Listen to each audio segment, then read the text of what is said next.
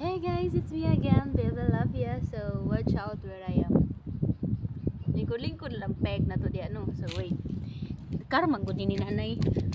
Car ni nanay. So bawon.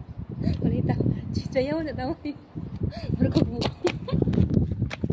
Bro, walay kamera diri, walay kamera. Itanggal ang kamera di ay. So nako sa gawas dai guys, kay nanapod ko yung business out there. Magpaabot ko sa mga driver. So yeah, ikuan ta mo guys kanang mag storytelling ko about sa nganong niabot ko dring lugar and nganong nahimo kong caregiver and nganong nahimo kong all around and nganong mo akong trabaho. So nagtatanong, guys, nakapag-abroad na po ako. Ako po ay isa pong problema po sa thyroid na pero hindi pa. This year, magto 2 years na po siya guys, and nakoy vlog ani nga nag-reply ko sa mga comment pero ongoing pa kay ako pang i-upload.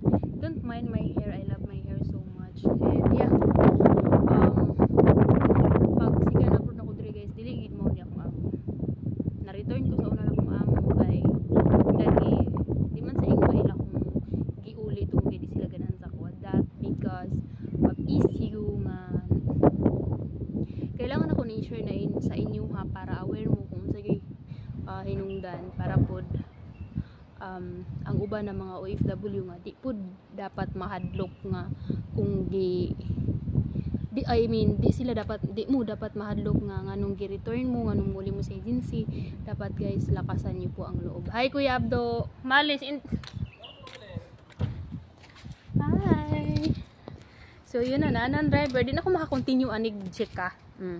Tawal Kuya Abdo Mafi. Oh, sarap ng air. Oh, taras Kuya Abdo mo anyang nga sayo. Okay, akbango. Yalla. Let's go. Kay nana ko sa car. So pwede ra pud diri na ko i-istorya sa inyo oy nganong gi-return ko. So mo na to siya nga kanang ayaw gid mo gahadlok nganong i-return mo sa agency. Kung unsa gay inyong paminaw ninyo nga di ninyo kaya inyong trabaho, pagreklamo mo. Pagreklamo mo nga we have right to speed up our rights. So nananghid ko niya kay basin niya akong badlungon ba. So mo to siya guys, nag-return jud ko sa agency that because at that time ningon akong gisuon nga kanang Gabs, kailangan ako ni siya nga i-story sa inyo para makabalong mo ba Gabs. Pwede ta mag-meet before ko mo balik sa Pilipinas.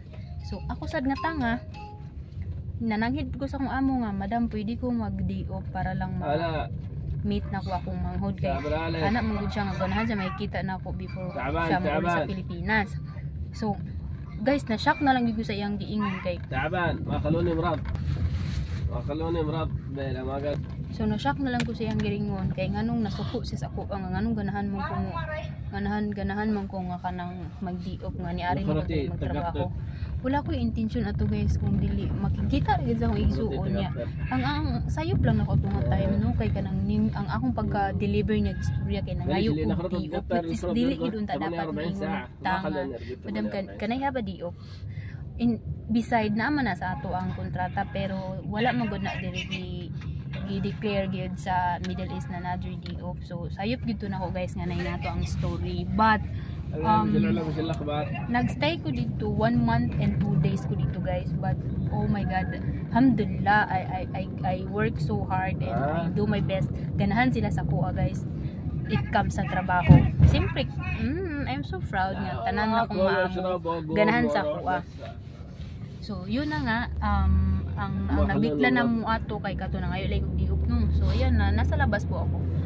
So hopefully makadungog lang ako. And yeah, mo to ni-return ko sa agency. Nagstay ko sa agency for 15 days. 15 days, yeah. And then guys, ang ako lang ikaingon sa inyo guys, naman gyud uban nga di man gid ta pari-pari ang experience diri sa Saudi Arabia or asa mo karong lugar. Dapat matuto po kayong magsalita. Huwag kayong matakot because we have rights. And yeah, confident lang ang dapat ana. Kung bahala nagbaliktad-baliktad yung mga Arabic, yung English at least na deliver ninyo yung gustong iingon, nakapagawas mo sa inyo yung debate. And kato pong akong stay dito sa 1 month and 2 days guys. Grabe, overwork sad ko ato. Kay imagine bago ko na operahan sa akong thyroid, muna akong mo nang gigrab na lang pud na kung ang opportunity na iuli na lang gid pud ko niya sa kuan sa agency para pud makakita ko laing trabaho nga gaan-gaan ato kay imagine gikan pa sa pagmata nako 5 AM in the morning until mag 11 to 12 midnight magtrabaho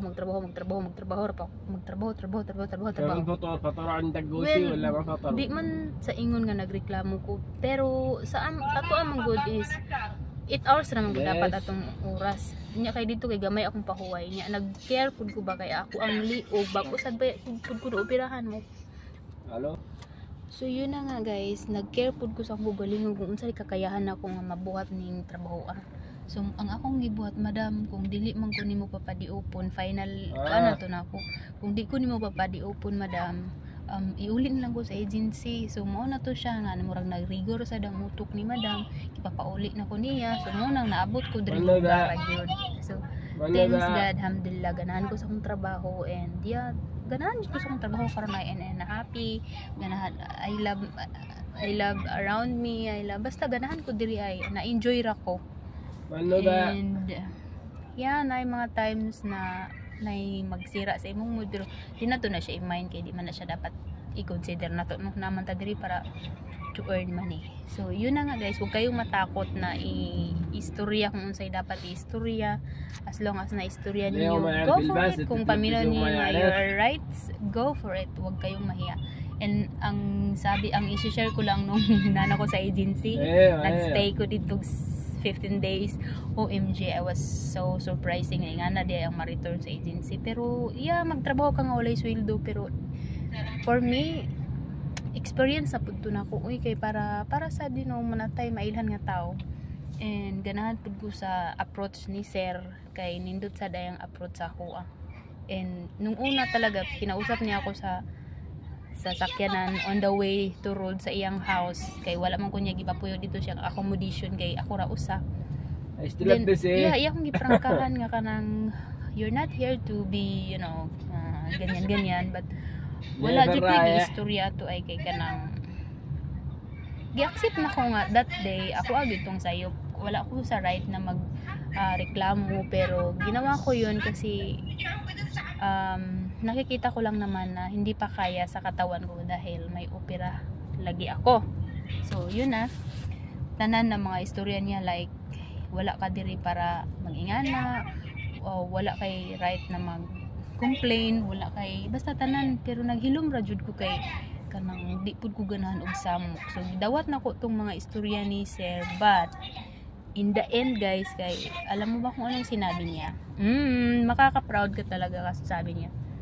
Alam mo, Juvie, kanang you're ano siya kanang kuno kay kanang every time good na mag-istorya si sir maka dali ra din ko maka-respond sa iya mga istorya and mura ramig like kanang nindot nga combo ba kay maka response ka sa iya maka-istorya pa siya bunot-bunot niya dili siya basta niya fluent pud kay sa English so okay ra gid kayo.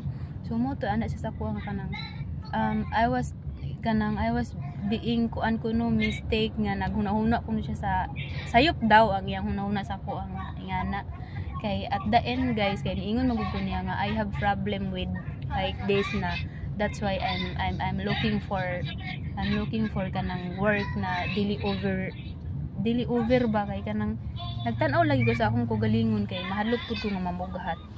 So mo na to siya siguro nakauyon to si sir sa ako dito ba trabaho ba kay sweldo. And yeah, at the first time I thought like you're ganyan but when you stay here na nagstay ka diri like mga 15 days right ana siya I see you like you're good you're good and yeah I am so proud ana siya. I'm so proud nga na ako'y employee nga inimo nakaka-proud yata nagbukat jud akong atay ato guys but yeah like I said na proud jud ko kay basta lagi magpakatotoo ka guys no one is break you basta ang intention mo is like pure. So yeah basta pakatotoo lang good gan ano ko sa Prince Sultan Academy magtuyok na mi. So that's the end of the story for the day. And yeah, on the road mi padung mi dito sa kuan ni madam kay gipatawag na sad ko niya kay kanang ganahan lang ko siya sa kuha. Like I said, nagadagan kay ganahan ako diri ay that's why I love also being here. And murag feeling sad na ako kay murag na-adapt na nako ang ilahang mga pero ganahan sad ko diri sana lang talaga magtagaan pag long life si mama. So, para sad natin trabaho long. So that's all for now. Thank you for watching and have a nice day. Kay on the road mi ni Kuya Abdo.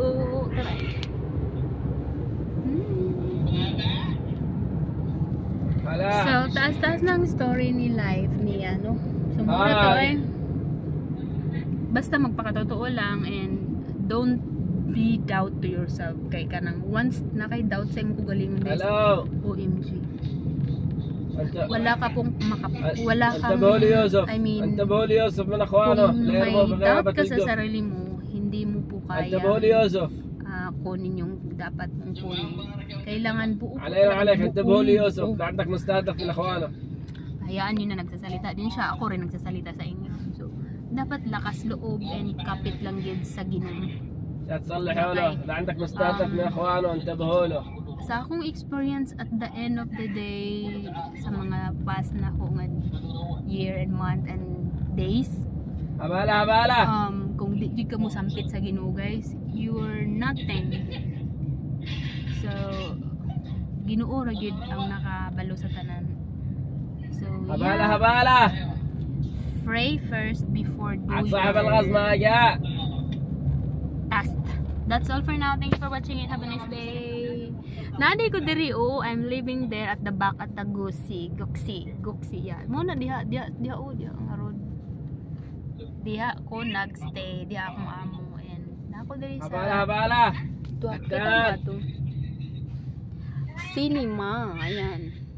Doon ra gid inigawas din ako di madana diri cinema doon. Sa city po ako guys. That's all. Babay no gana pa mo chika sa inyo ay. Kay I feel comfortable ba nga nakasugod na og chika ba niya ma-end lang saying ani, but yeah, all the story is have an ending. I hope happy ending tatanan. That's all.